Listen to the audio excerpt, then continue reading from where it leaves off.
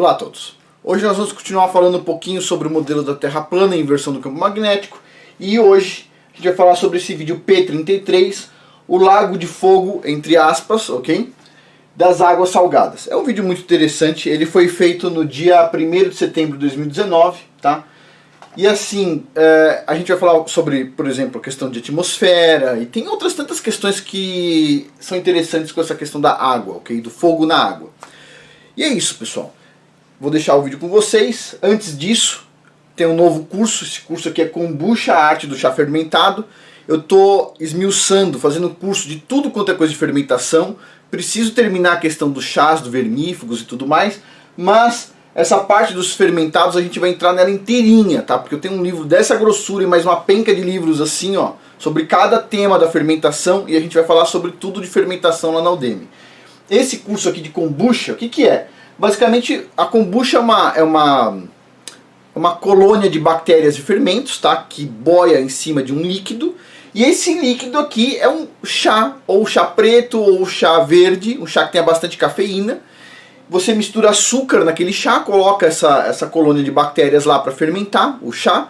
E ela vai se alimentar da cafeína do chá e ela vai se alimentar do açúcar. Então, com o tempo, o açúcar vai diminuindo e a cafeína vai diminuindo. E quando você vai fazer uma segunda fermentação, porque esse chá ele é baseado em duas fermentações, a primeira com a colônia de bactérias e a segunda fermentação dentro da garrafa.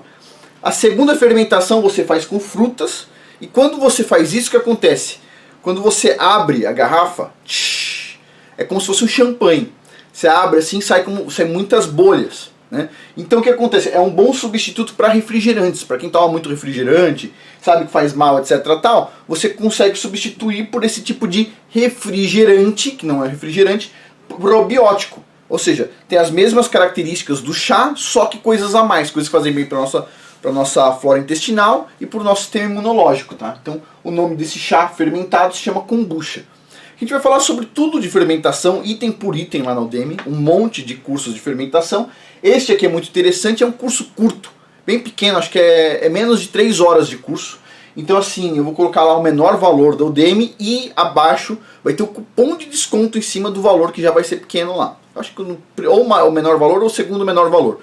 Mas vai ter o cupom de desconto aí que é o máximo de desconto que a Udemy permite eu dar. Que acho que é R$ 9,99 para quem está nos Estados Unidos, e para quem está no Brasil é outro valor, acho que R$ 20, uma coisa do tipo. Eu não sei, tá? Porque depende de onde você acessa o site da Udemy, os preços são diferentes, tá? Então assim, vou deixar o link abaixo, quem tiver interesse, e assim, é muito interessante. E, de novo, para quem toma o veneno que se chama refrigerante, isso aqui é um bom substituto, tá bom? Um substituto saudável.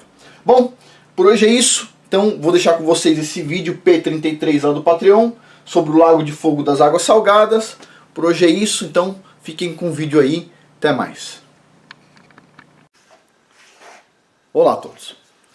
Hoje nós vamos conversar um pouquinho sobre um assunto bastante especulativo, que é este aqui, ó, o Lago de Fogo das Águas Salgadas, a recriação da atmosfera da Terra. Okay? É um assunto muito interessante. E para isso a gente vai relembrar alguns conceitos aí da escola de física e química, ok? Coisas básicas. Então vamos lá. Todo mundo já deve ter visto isso aqui, a tabela periódica dos elementos químicos, né? Aqui em cima tem o hidrogênio, tá? E em cima do hidrogênio tem um númerozinho aqui, número 1. Aí a gente vai para cá, ó. O próximo elemento está aqui, ó, o hélio. Em cima dele tem um númerozinho, 2. E aí começa aqui, ó, 3, 4, 5, 6, 7, 8. Chegou aqui, ó, 8. Tem um elemento aqui que se chama oxigênio, ok? O que significa esses números aqui, ó? 1 do hidrogênio e 8 do oxigênio. Significa que esse elemento químico, ele tem dentro dele, no núcleo, 8 prótons e em volta dele circulando 8 elétrons, ok? Aqui no caso do hidrogênio, que só tem esse número 1, tem um próton e um elétron girando, ok? Então, a primeira pergunta: qual elemento químico é maior, o oxigênio ou o hidrogênio? O oxigênio, né? Porque ele tem 8 prótons também tem os nêutrons lá dentro e tem os elétrons, 8 elétrons. Enquanto esse aqui só tem um próton, né, e um elétron. Então ele é mais leve, ele é pequenininho e esse aqui é maior, certo? Bem maior. Como é que o pessoal representa isso em alguns casos? Olha só, molécula da água. A molécula da água tem 2 hidrogênios e 1 oxigênio, tá? E a gente chama isso aqui de H2O, porque tem 2 Hs e 1 O, ok? E o que a gente vê aqui, ó? Vê um elemento químico grande, que é o oxigênio, e o pequenininho aqui, ó, hidrogênio, certo? Aqui também o maior, ó, oxigênio e depois o hidrogênio, certo? Aqui o pessoal não fez a diferença de tamanho, né? Só quis mostrar a ligação dos elementos. Cada figura é um pouco diferente. Essa aqui, por exemplo, essa figura aqui, dá prioridade para mostrar a polaridade, a polarização da molécula, tá? A parte norte, sul, e aqui, ó, a prioridade aqui é mostrar a geometria da molécula. Tem várias formas de representar a água, cada uma de um jeito mais difícil que o outro. Algumas é para você tentar entender como as moléculas se juntam, outra para entender o tamanho das moléculas, outra para entender o diamagnetismo da água, outra para entender, assim vai, várias coisas, ok? Agora, o que eu vou precisar aqui hoje para a gente discutir é essa figura aqui, tá? Essa aqui é a melhor figura para a gente. Tem um oxigênio grande aqui, segurando 2 hidrogênios aqui, ok? Então pensa nisso aqui, você tem um oxigênio segurando 2 hidrogênios, tá? Isso aqui é o que a gente vai precisar estar na mente hoje. Bem simples, né? Então vamos lá. Esse conceito básico de química. Então, H2O, água. Vocês já entenderam que ali tem 2 elementos, hidrogênio e oxigênio. Os 2 elementos em temperatura ambiente são gases. O hidrogênio é um gás, o oxigênio é um gás. Ok. Agora, tem uma reação química, vamos dizer assim, tem um processo químico que se chama eletrólise. Okay? O que é eletrólise? Parece um nome difícil, parece complicado, mas não. Você tem que pensar o seguinte, o que é essa palavra? É dividida em 2 partes, tá? Eletro e lise. Esse eletro aqui vem de eletricidade. Simples. E esse lise aqui vem do grego que significa quebra. Então é a quebra da molécula por eletricidade. Você aplica uma corrente elétrica e você quebra uma molécula. E o nosso interesse é quebrar uma molécula de água. Tá? Então você tem um H2O, você quer quebrar essa molécula e criar, então, separar o elemento hidrogênio do elemento oxigênio. Simples, né? Então você vai usar esse nome difícil aqui, eletrólise, para quebrar moléculas. No caso da água, a eletrólise da água, que significa quebra da molécula da água através da energia elétrica, você quer fazer o quê? Você vai pegar o H2O e vai separar ele em hidrogênio e oxigênio. Tá? No caso aqui, como o oxigênio ele sempre está em par, ele não vai ficar sozinho, só o oxigênio, ele fica O2, e o hidrogênio a mesma coisa, ele sempre se junta, você vai ter que usar 2 moléculas de água, vai gerar 2 H2 e 1 O2. Tá? É o que está dizendo aqui. Mas o que você tem que saber é o seguinte, muito simples. Você quer pegar a água, jogar uma corrente elétrica dentro dela e separar o hidrogênio do oxigênio. Tá? 2 gases. Isso não é difícil de fazer, isso na verdade é muito fácil. Tá? O que você tem que fazer? Você pega uma bacia com água, tá?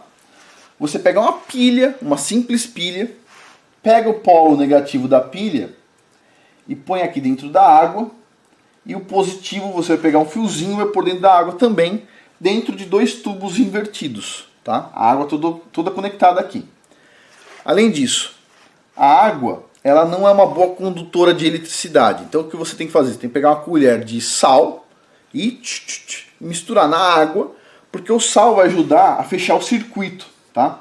Os elétrons se movimentarem aqui. Então você vai jogar um sal na água, a água vai ficar salgada, você vai pôr a pilha aqui desta forma, e em cada tubo desse vai começar a sair umas bolhas do fio, que vai ter aqui o hidrogênio e desse lado aqui o oxigênio. Vocês percebem que tem uma diferença nos dois tubos?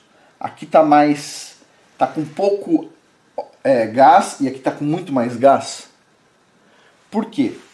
Porque aqui tem 2 vezes mais hidrogênio do que oxigênio. Porque você tem 2 vezes mais hidrogênio do que oxigênio.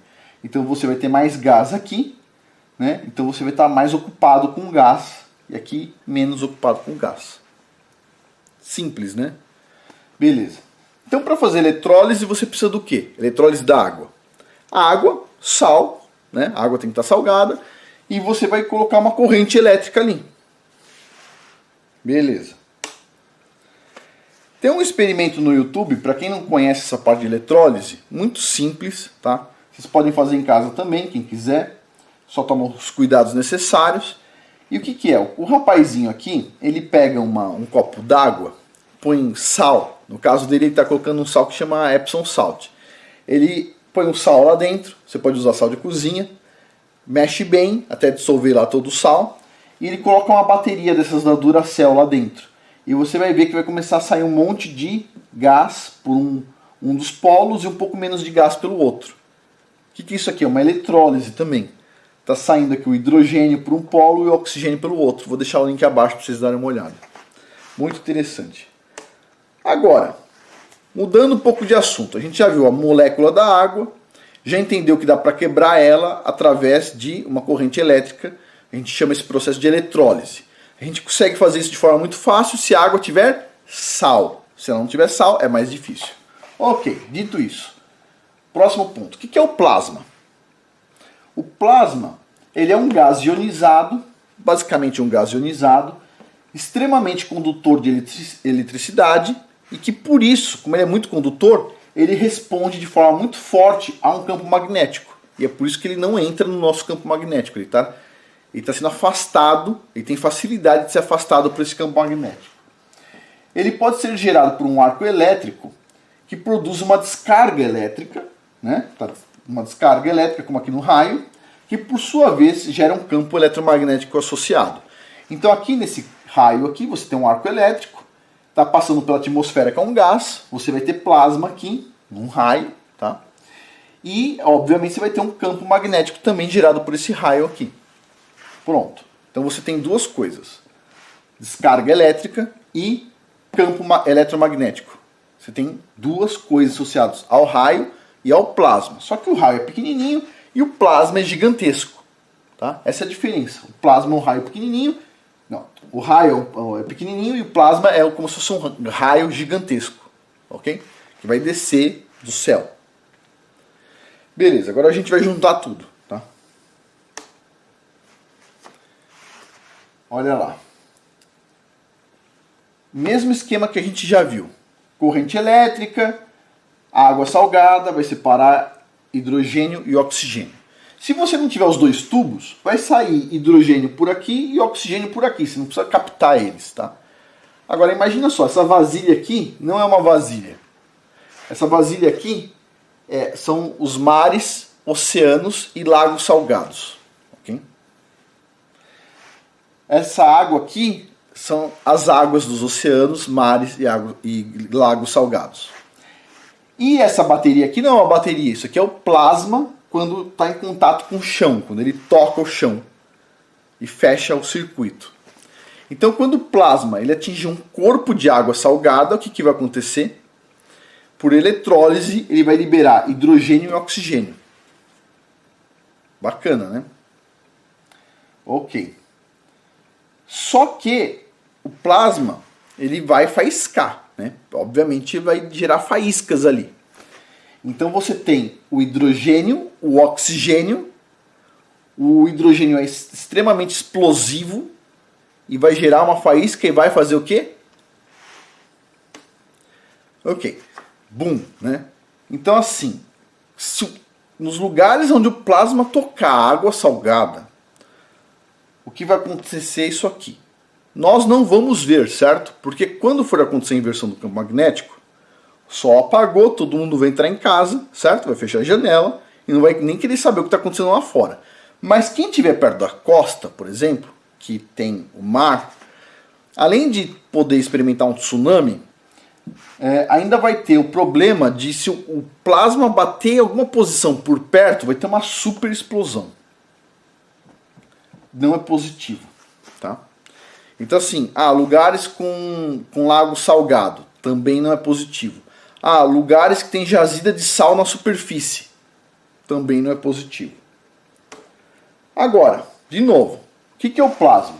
A gente já falou aqui, tem uma descarga elétrica associada a ele e tem o quê? Um campo eletromagnético. Já ia esquecendo, vamos voltar um pouquinho aqui. Alguém deve ter visto essa figura aqui, né?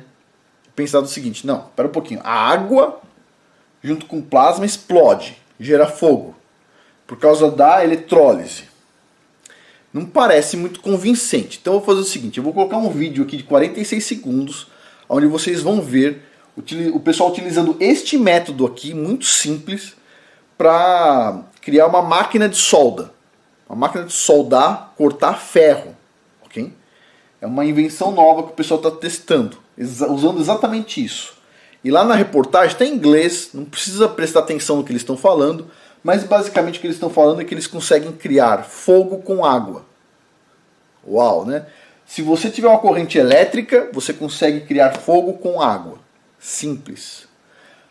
A corrente elétrica gera o hidrogênio e o oxigênio separados e depois você junta eles de novo, tendo uma chama, e como resultado da chama você vai ter água. Okay? Então eu vou parar um pouquinho o vídeo para vocês assistirem esse videozinho de 46 segundos e eu já volto aqui para a gente continuar. A portable device that makes fire from water has been developed within a European research project. It doesn't use flammable gases, it produces its own fuel as needed.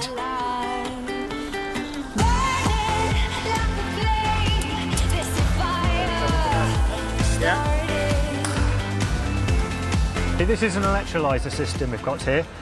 It's been developed to use a standard mains electricity supply and water. The water is split into hydrogen and oxygen gases and fed into a torch where a flame is produced, which can then be used for brazing or any other industrial application where a flame is used. So it's just using water to make a flame, basically. Ok, continuando.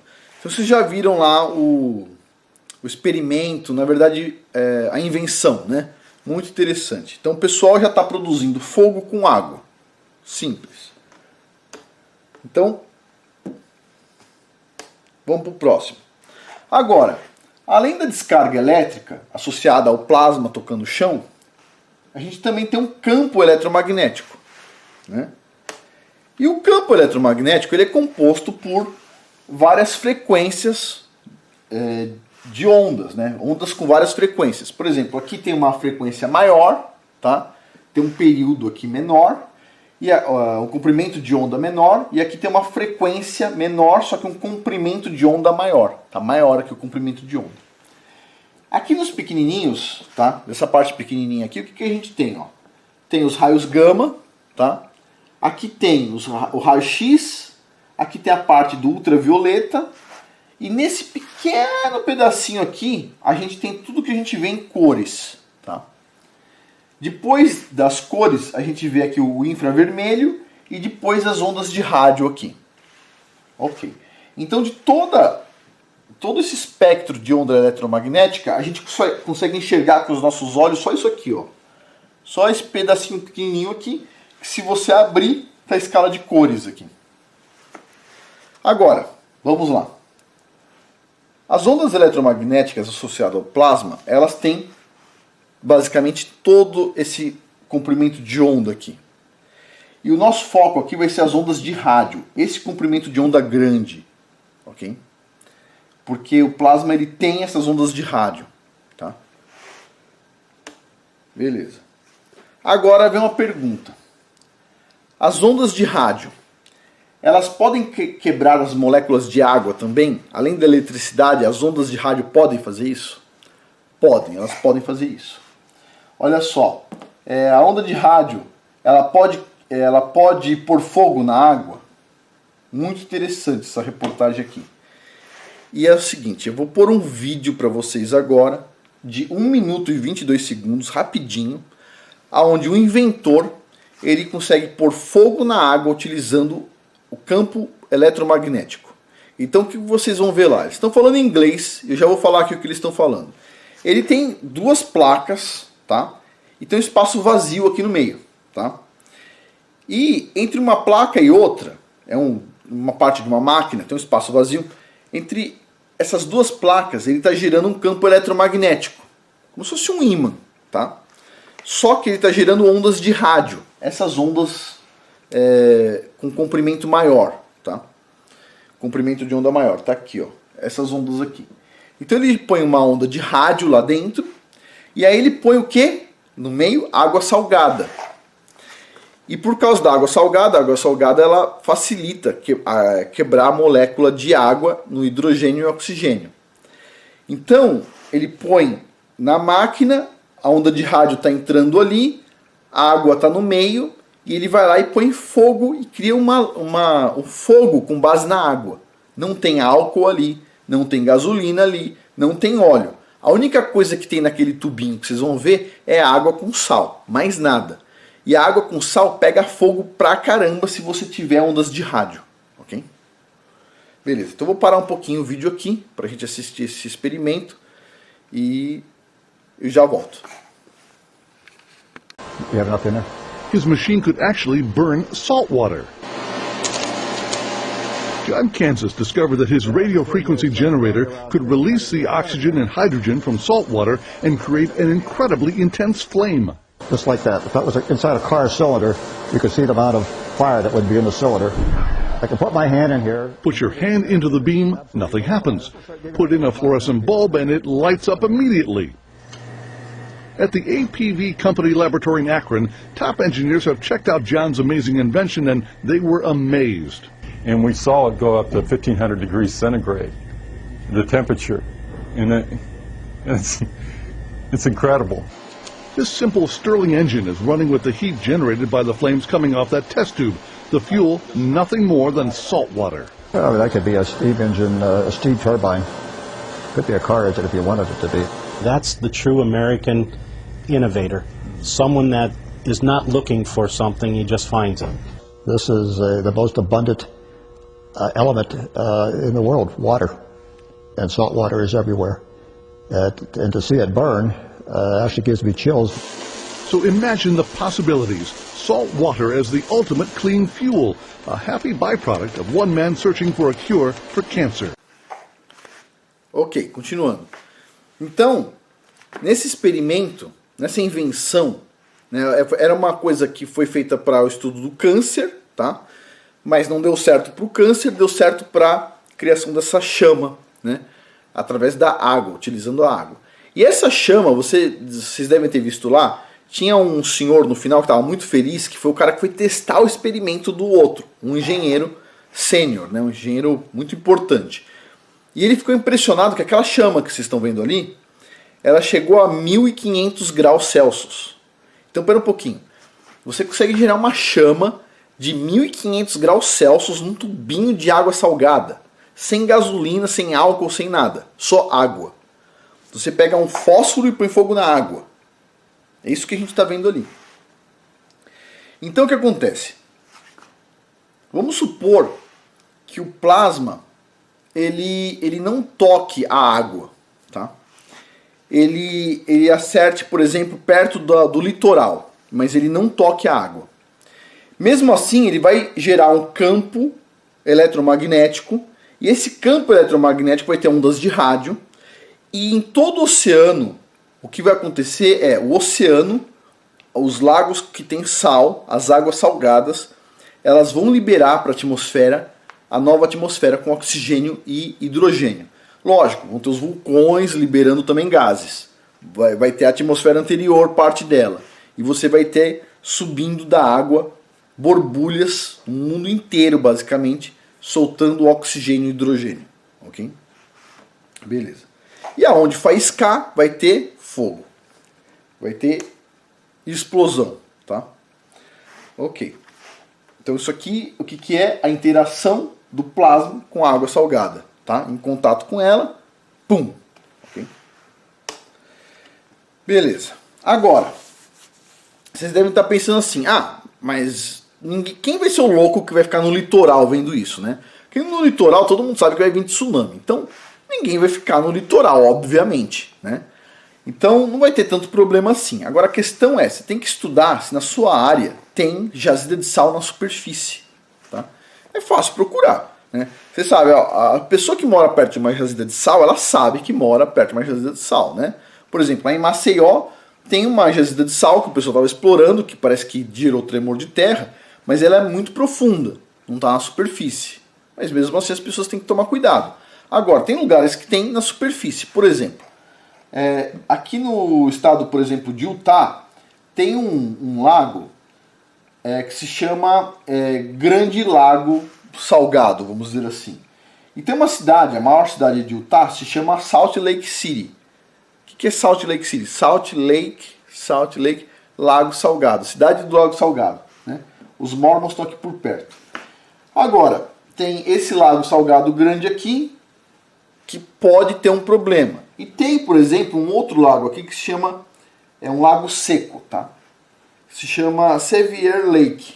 Ele é seco, tá bem aqui, ó, nessa parte de baixo, né? Tem uma inscrita aqui do canal que mora em Utah, especificamente.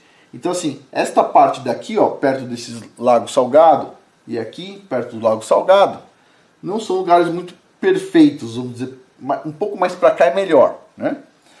E isso que vocês estão vendo aqui é esse lago aqui seco, Sevier Lake, tá aqui, e você tem sal na superfície. E aí tá seco, então ele não vai, em tese, pum, negativo. Quando tiver inversão vai chover muito, tá? Vai chover muito, porque o plasma, ele gera água também dentro dele. Então vai chover demais. E esse lugar aqui vai ter água. Então, se isso aqui interagir com plasma, vai ter boom. Ok. Olha só, Califórnia. Tem um lugar aqui que se chama Death Valley National Park. Parque Nacional Vale da Morte. Bom, o nome já é bem sugestivo. Tá aqui do lado, ó. Tem também uma jazida de sal gigantesca na superfície. Não chove no lugar, mas quando tiver a inversão do campo magnético vai chover. Isso aqui pode, boom, ok. Então não é bom ficar perto do Vale da Morte, né? Eu também não ficaria, né? Só pelo nome já não ficaria. Agora, esse mapa aqui, para quem está nos Estados Unidos, esse mapa aqui mostra onde estão as principais jazidas de sal dos Estados Unidos. A maior parte dessas jazidas está dentro da terra. Se estiver dentro da terra, não tem problema. O problema é se você estiver numa dessas áreas e você tiver sal na superfície da terra. Aí isso é um problema, tá? Dentro da terra não é um grande problema. Fora da terra é um problema. Aqui é a Europa e as principais jazidas de sal, tá? A maior parte delas também está dentro da terra, tá? Aqui na Alemanha parece que essa aqui tem alguns lugares superficiais aqui na Alemanha, Polônia, mas boa parte de todas as jazidas aqui é dentro da terra. Você tem que ficar mais preocupado com o que está na superfície, tá? Na Alemanha, na França aqui, ó, só tem nessa beirada aqui, ó, mas mais para cá, ó, não tem nada, tá? Então tranquilo. Portugal também, nessa parte aqui mais para dentro não tem, né? E Espanha está concentrado aqui, ó. Tá? Beleza. No Brasil, eu não sei se eu coloquei algum mapa do Brasil, mas no Brasil tem muito poucas jazidas de sal no continente, tá? Tem uma em Maceió, mas profunda, a 1 km de profundidade. Tem uma no Amazonas, a uns 100 km de Manaus, e está no meio da floresta também, né? Mas é profunda, se eu não me engano.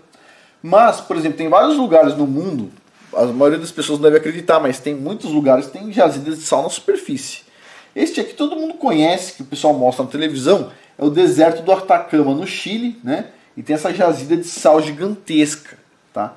Ela tem 3.000 quilômetros quadrados, tem 100 quilômetros de comprimento, 80 quilômetros de largura, né? No máximo, né? E adivinha o que vai acontecer? com esses lugares que tem muito sal e vai chover lá?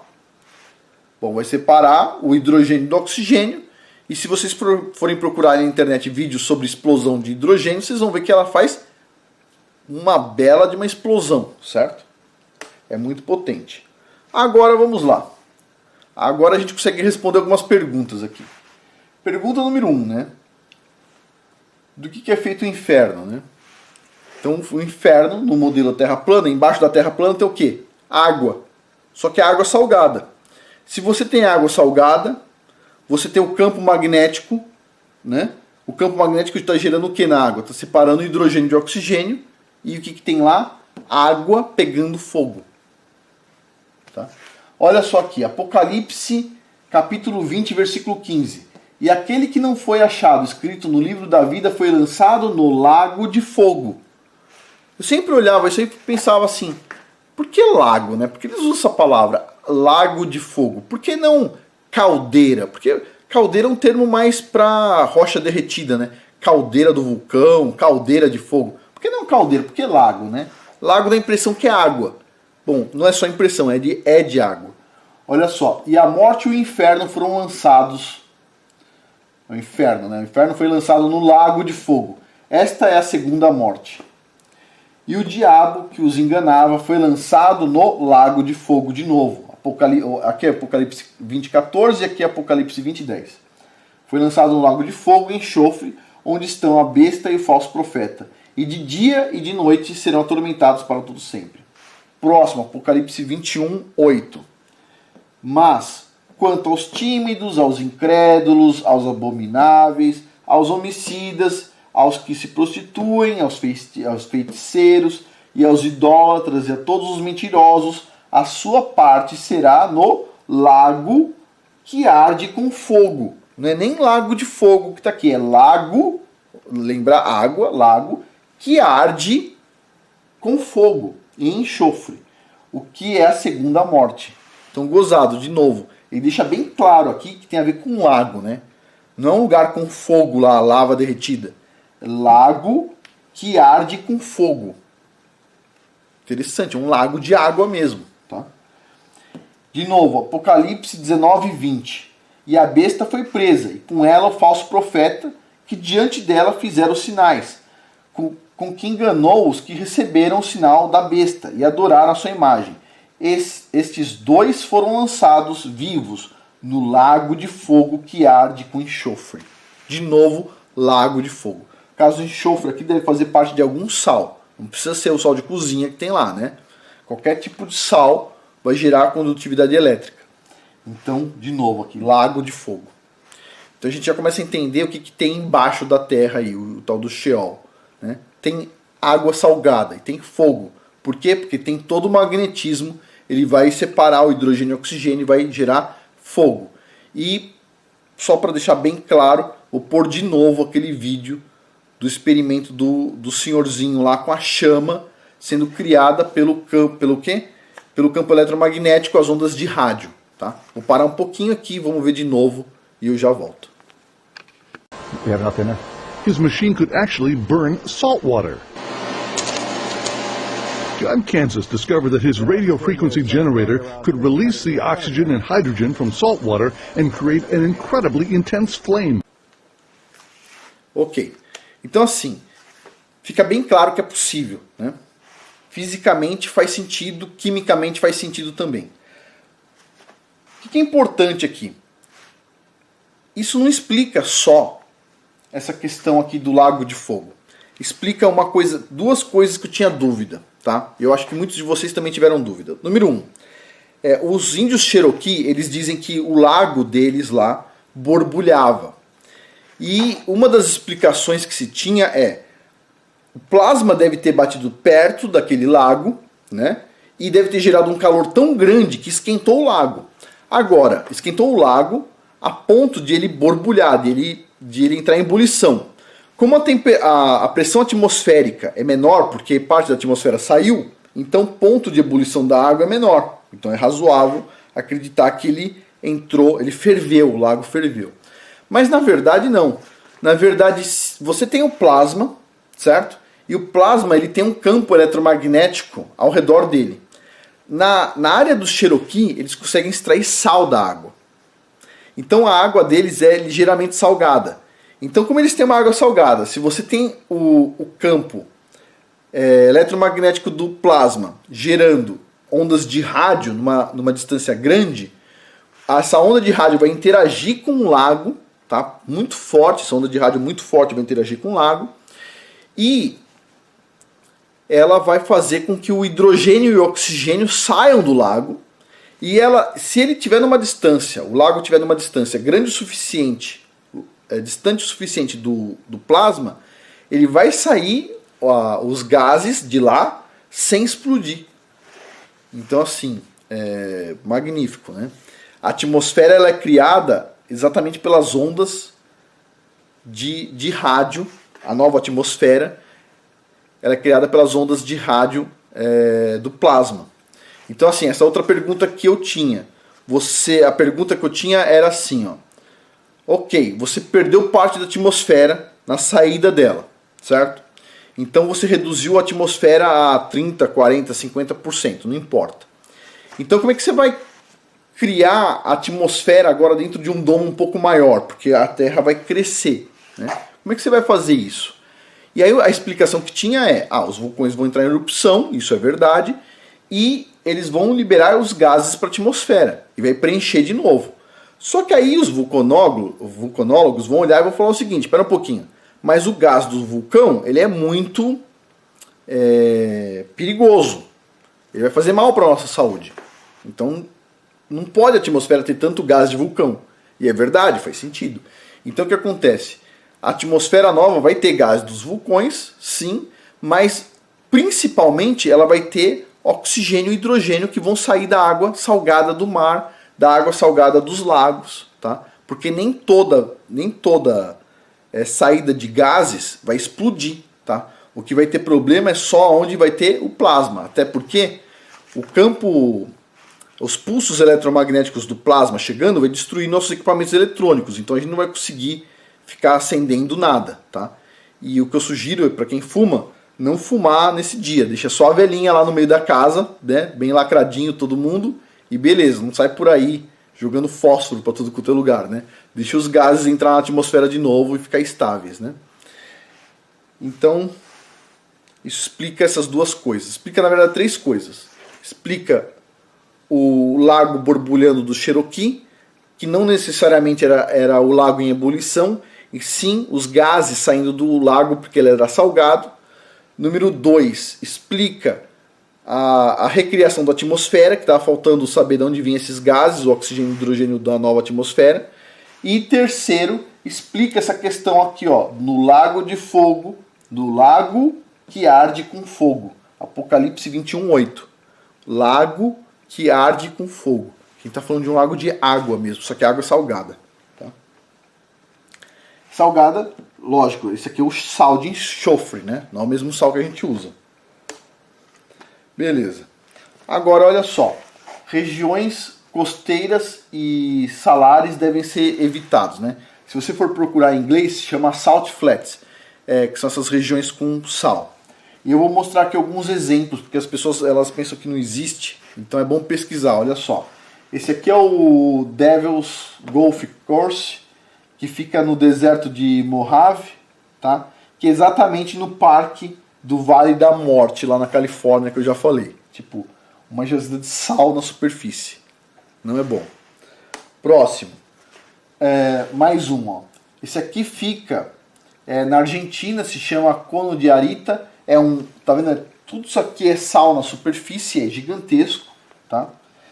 E fica na Argentina. A gente deve evitar ficar por perto. Mais um. Esse aqui fica na Namíbia, também uma área muito plana, cheia de sal na superfície. Próximo. Este aqui, ó, fica em Utah, outro deserto de sal. Deserto de sal não, é planície de sal. Em Utah, que fica do lado do Grande Lago Salgado. Este outro aqui fica na Bolívia, lindo, olha só. Tem a maior jazida de sal de lítio, se eu não me engano, deve estar por aqui. 60% de todo o depósito de lítio do mundo está aqui. Esse sal não é o sal de cozinha, é o sal de lítio, mas também vai ter problema. Próximo. Tem aqui em Botsuana, Chile, Austrália, no mundo inteiro encontram-se esses corpos de sal na superfície dentro do continente. Então é bom tomar cuidado. Só pesquisa em volta de onde você vai estar para evitar algum barulho a mais do que você imagina que pode acontecer, né? E é isso. Basicamente o que eu tinha para falar hoje é isso, tá? E assim, a gente ainda vai ter mais um assunto especulativo demais esse mês. Depois eu alivio nos outros dois. E o próximo assunto é essa questão aqui, tá? Que é o seguinte, vamos lá por partes. A gente vai ter que começar a analisar quais os sinais a gente vai ter que esperar em dezembro. Se não for esse dezembro agora, a gente vai esperar esse sinal em dezembro, sempre em dezembro. É mais ou menos o seguinte. Tem 2 inscritos aqui do Patreon que assistem os vídeos aqui, que eu admiro muito, tá? Tem o Humberto Voltz e tem o Neemias do canal Verdade Revelada, tá? E os dois têm uma visão um pouco diferente de datas. O Neemias, por exemplo, ele acha que vai ser este desenho, acha que vai ser esse ano. Talvez não em dezembro, talvez em setembro, mas ele acha que vai ser esse ano. O Humberto Voltz, ele acha o seguinte, que qualquer análise de data pode ter um erro, né? Você pode ter um errinho para cá, para lá, porque o calendário ele tem muitos problemas no meio do caminho, então se você tiver um erro de 2, 3 anos para cá ou para lá, talvez não seja esse ano, talvez seja mais para frente, tá? E eu aqui, particularmente, eu acho assim, pode acontecer esse ano, tá? Mas eu não sei. Por que eu não sei? Eu sou especialista em monitoramentos, tá? Eu já fiz monitoramentos para muitas empresas. Então as empresas querem monitorar terremoto, querem monitorar fluxo de água em rio, né? E aí tem algumas perguntas. As pessoas perguntam assim, Afonso, será que esse ano vai dar uma super cheia? É uma pergunta, tá? A mesma análise que você usa para sismologia, para eventos extremos, você usa para meteorologia, tá? Você usa para descargas de rios e tudo mais. Então, será que vai ter uma grande cheia esse ano? Olha que pergunta interessante. Será que eu vou ter problema com tal lugar se tiver essa grande cheia? E a resposta é o seguinte, nesse momento, você olha e fala o seguinte, parece que o rio está meio cheio, sim, mas não está ainda no ponto, tá? Então o que você faz? Você tem que esperar. Você tem que esperar chegar mais perto da cheia. Você vai conseguir ver sinais se vai ter aquela grande cheia quando chegar perto dela. Quanto mais perto tiver da data do evento, menor é o erro da previsão. Quanto mais longe você está da data do evento, maior é o erro da previsão. Então assim, o que eu como especialista observo? Vai acontecer esse ano? Olha, eu estou olhando os sinais, estou fazendo as minhas medidas. E por enquanto tá interessante, parece que pode acontecer. Só que eu só vou saber quando chegar lá em dezembro. Porque se o evento ele vai acontecer em dezembro, que é o que eu acredito que é o modelo que me apresentaram, e me faz sentido esse modelo por causa do solstício de inverno, na parte norte, vamos dizer assim, se isso faz sentido, eu só vou conseguir observar coisas relevantes no mês de dezembro, bem perto do evento. Quanto mais perto, mais fácil observar. É que nem agora, tá tendo previsão de furacão lá na Flórida. Então o que acontece? Você vê assim, o furacão vai passar ou para cá, ou para cima, ou para colar. Conforme os dias vão passando, você vai excluindo alguns modelos e você vai conseguindo fazer a previsão mais perfeita. Então a gente só vai conseguir ter uma noção boa em dezembro, tá? Só que eu já vou adiantar para vocês o que a gente vai procurar em dezembro. A gente não vai monitorar assim, vamos monitorar, mas eu não vou te falar os parâmetros. Então assim, um dos parâmetros é uma coisa que se chama Blu-ray, ok? E tá nos filmes, o pessoal chamou o disquinho aqui de Blu-ray, tá? E é uma das coisas que a gente vai procurar em dezembro, o tal do Blu-ray. Então, no próximo vídeo, a gente vai tratar esse assunto extremamente especulativo sobre o Blu-ray, que a gente vê aí destruindo o mundo em geral, nos filmes. Os maus descem do céu através de um raio azul, né? Aqui no Independence Day, o disco voador lança um raio azul, um Blu-ray. Aqui tem o disquinho que o pessoal fez agora para já deixar na nossa cara o tal do Blu-ray. O que é esse Blu-ray? De onde eles tiraram esse Blu-ray? Aqui, ó, tá a Estrela da Morte lá do Star Wars. Aqui no caso tá mais azul, aqui tá um azul mais esverdeado, ou um verde azulado, sei lá. Mas a Estrela da Morte que destrói planetas, o que é? É um Blu-ray, ó. No caso aqui eles colocaram batendo na Terra. Então essa questão. A gente vai discutir na próxima semana sobre esse Blu-ray aqui, tá? Assunto extremamente especulativo. O que a gente vai começar a separar, talvez aos poucos, não de uma vez só. Esse mês a gente tem falado sobre outras coisas. Separar quais sinais a gente vai esperar em dezembro. Aí chegou em dezembro, a gente não observou nada, etc. Tal. Ótimo, não é esse ano, pode ser daqui a alguns anos, a gente sempre em dezembro vai prestar atenção nos fenômenos. Só isso, simples, tá? E espero que não aconteça esse ano. Se não acontecer esse ano, a gente tem mais tempo para comprar mais comida, tal, para armazenar em casa comida, que mais? Se preparar melhor, desenvolver melhor as habilidades. Então, se não for esse ano, para mim, melhor, tá? Eu acredito assim que existe uma chance de ser sim, só que estou na torcida para que não seja, ok? Beleza, acho que basicamente o que eu tinha para falar é isso. Eu estou pulando algumas coisas, tá? Vou deixar para depois, tá? A gente vai ter que falar sobre poluição, a importância da poluição para o sistema de nuvens e tudo mais na Terra plana. Então vai ficar mais para frente, tá? Eu devia estar falando agora, só que eu vou entrar em alguns assuntos que eu julgo assim, que são interessantes, tá? E depois eu volto um pouco para os assuntos mais entediantes, tá? E depois a gente vai intercalando, para não ficar muito chato, tá bom?